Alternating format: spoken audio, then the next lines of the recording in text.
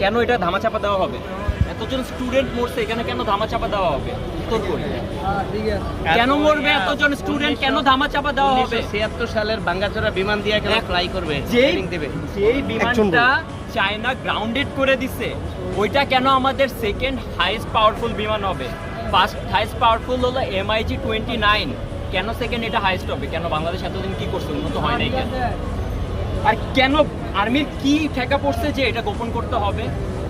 কয়জন মারা গেছে রিপোর্টে, কয়জন কে করতেছে? সব রিপোর্ট করতেছে সেন্টিমেন্টাল রিপোর্ট।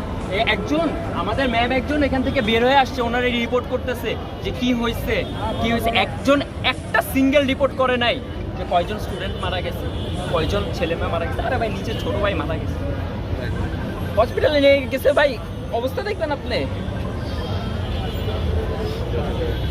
এই যে অবস্থা, এগুলো হলো অবস্থা, এগুলো রিপোর্ট নাই।